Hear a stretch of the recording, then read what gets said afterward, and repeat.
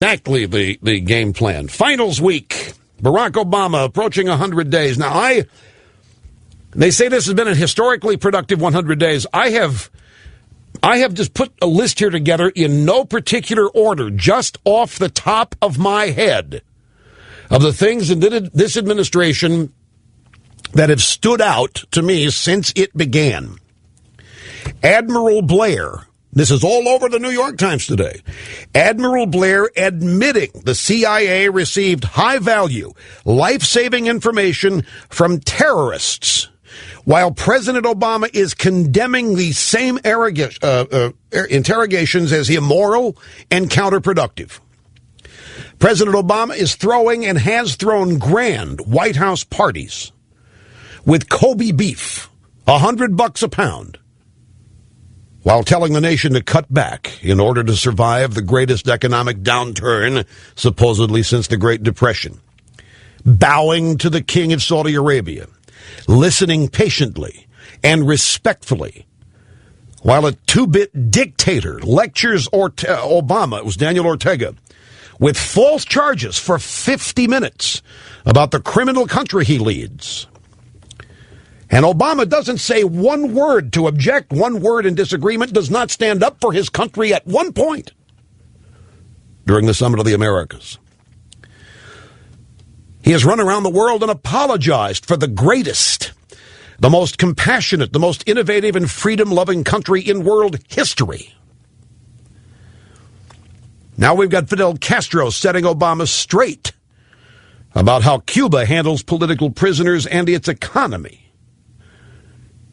Fidel Castro, one of Obama's idols, calling him superficial. We had the nomination of tax cheats to his cabinet, including the man who oversees the IRS. 5 tax cheats in the Obama administration. We have Obama's joke of a press spokesman who makes a complete idiot of himself on a daily basis. He sends back a symbol of freedom, that bust of Sir Winston Churchill, to Great Britain just after moving into the White House. He wants nothing to do with it. He did it of his own volition. They said, you can keep it. Said, no, we don't want it here.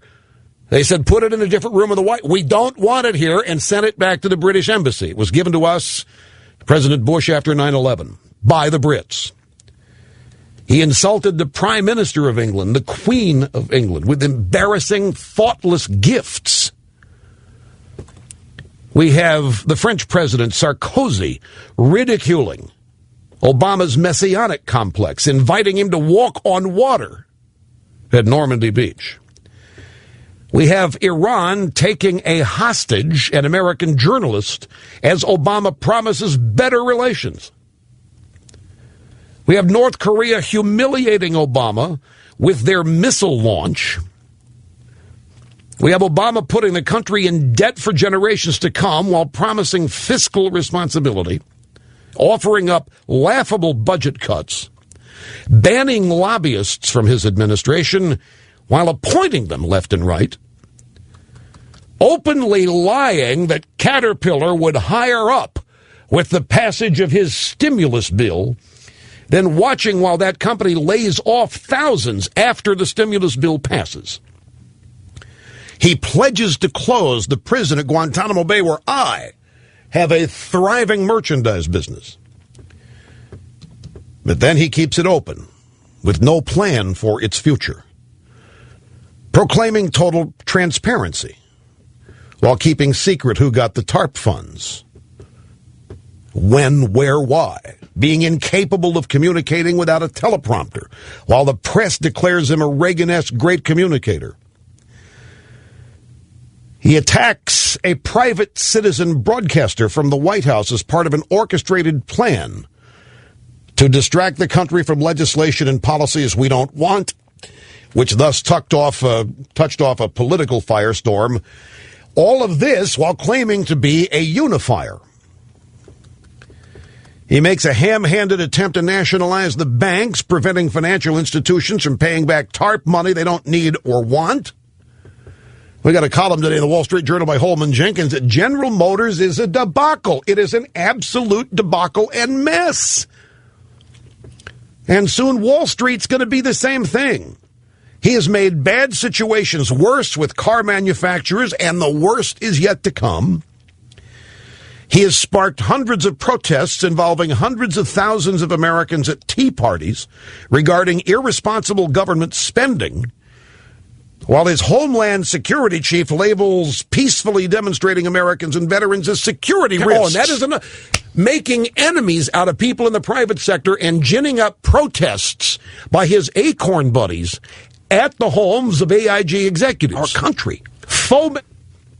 He's been masterful at deceiving a large number of Americans with the help of his friends in the drive-by media. Look at who Obama has accused of being morally deficient.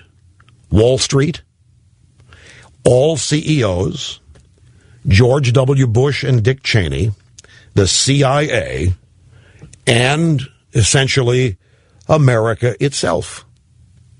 He has declared those 5 things morally deficient. And only now will Wall Street and CEOs, Bush and Cheney, CIA, and even America be straightened out with a new moral rudder headed by himself, the one, the Messiah, Barack Obama, the most. Now, that's just the things I could think up off the top of my head.